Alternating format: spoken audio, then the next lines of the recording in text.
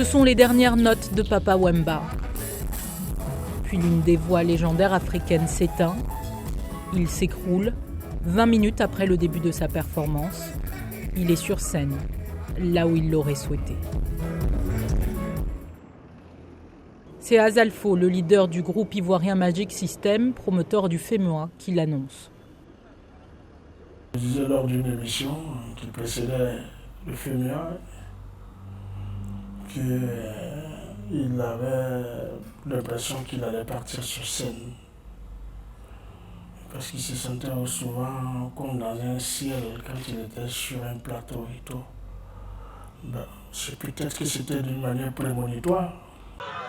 Père de 6 enfants, il était depuis plus de 40 ans un des chanteurs africains les plus populaires.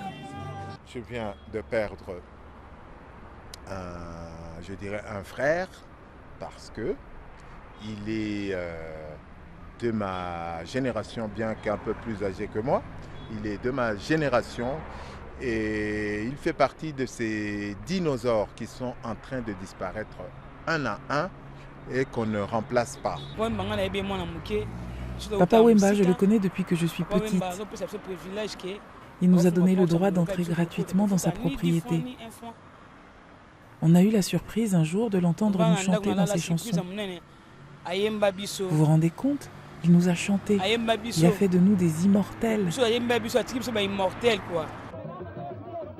Son empreinte, sa voix haut perchée et une personnalité flamboyante. Ou encore une des grandes figures de la rumba congolaise et le prince de la sape, mouvement dont il a été l'un des initiateurs au Zaïre dans les années 70 et qui se caractérise par les plus grandes audaces vestimentaires. Il tenait sa passion du chant de sa mère, une pleureuse qui l'accompagnait aux veillées funèbres. Fin des années 60, il arrive à Kinshasa, où il crée un des principaux groupes zaïrois des années 70, Zaïko Langa Langa, qui dépoussière la rumba traditionnelle.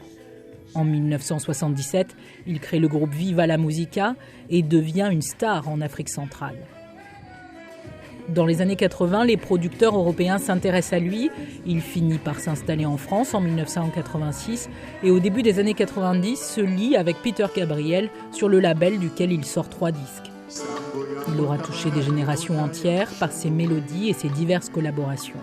De Paris à Kinshasa, les hommages aux rossignols de la musique congolaise se sont multipliés. En République démocratique du Congo, c'est une icône qui disparaît. Et le village Molokai, à Matongé, s'organise déjà pour de grandes funérailles.